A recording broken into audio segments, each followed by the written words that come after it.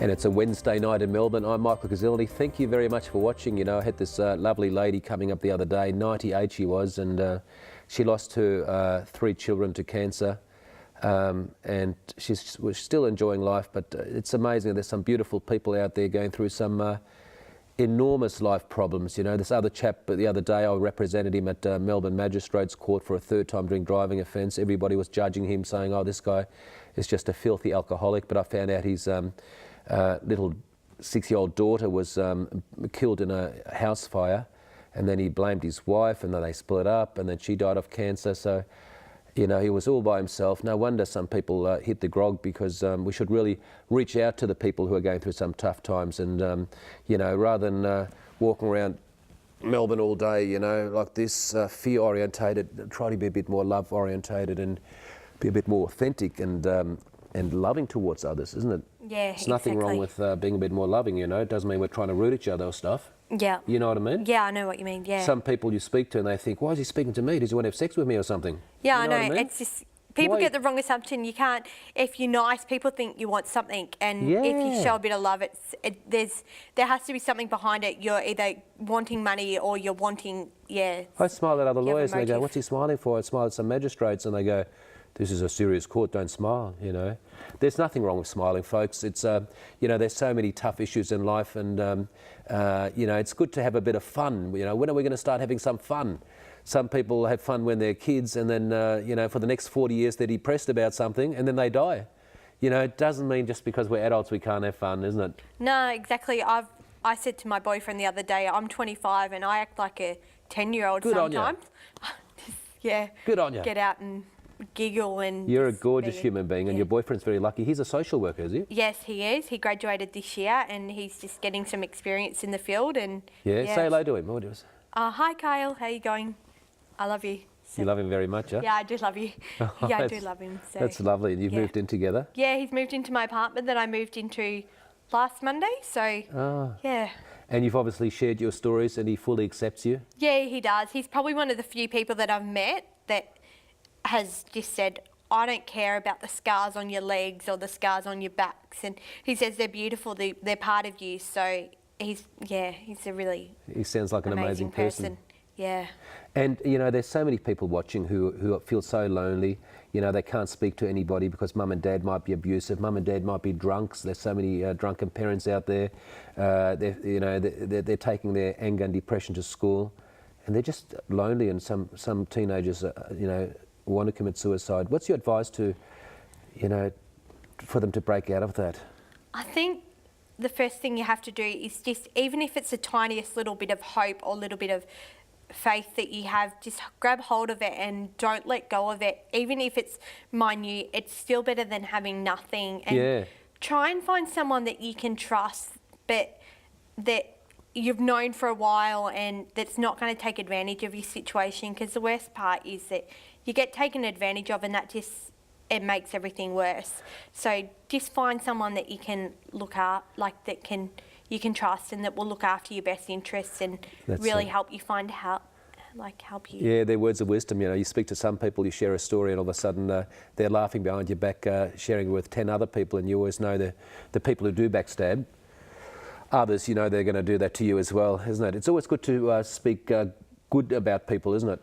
Yeah, I think sometimes, as my uncle used to say, that karma's a bitch, pretty much, that if you're bad to it, like if you do something bad, then one day it's going to come back and bite you in the bottom. It's like a boomerang, isn't it? We throw that boomerang and it comes back. We never know when it's going to come back, but it comes back and bites us on the bum, isn't it? Especially if we're putting out all that negative into you know, that backstabbing and ripping people off, and you know, it has to come back, isn't it? It's cause effect. We're creating causes all day. Yeah, I think that, you know, just be so careful with what you say to a person, because you don't know how it's going to affect them. And the worst thing is that people will say things, and as a famous thing is, sticks and stones will break my bones, but names will never hurt me. But it's the names that eat away at you, and you've got to be careful just to let them go, just to say, nah, that's not going to hurt me. But if someone's repeating it to you on a day-to-day basis and telling you you're worthless and saying all this stuff to you, then it gets implanted in your head and you don't think anything of yourself by the end of the day. And yeah. And what are the plans for the amazing lady? What are you going to do with your life to make a bit of a difference? I mean, you're doing it already in a great way. Yeah, well, I'm doing my VCE at the moment because I didn't complete it when I was in high school. So I'm just doing that this year. And I've worked with Eastern Health in doing consumer advocacy stuff for people with mental illness. I want to get into some area where I'm advocating for people with a disability and just seeing some change in the whole system of people with mental illness or a physical disability or just any sort of any person needing help, and just advocating for their rights and seeing them get the same treatment as everybody else and fighting for what they believe You're in. an amazing person, from a person who they said was worthless and you know, mental health issues and this and that. You know, you're so authentic, so confident, and you know, I'm witnessing perfect self-expression. That's great. There's no ego there at all. You'll do so well. Thank you so much. And yeah. you're going to create so many good causes there, you know, because you're trying to make a difference. Yeah. And you're not going to be like all the other backstabbing people out there. Yeah, as I said to a good friend of mine, that if my attempt at taking my own life could stop one other person from doing it, and for them to seek help and to find a purpose in their life, then all the pain that I've dealt with and all the pain that I continue to deal with on a day-to-day basis will be worth it. Wonderful. That's a great way of turning a negative into a positive. And what do you do for fun these days?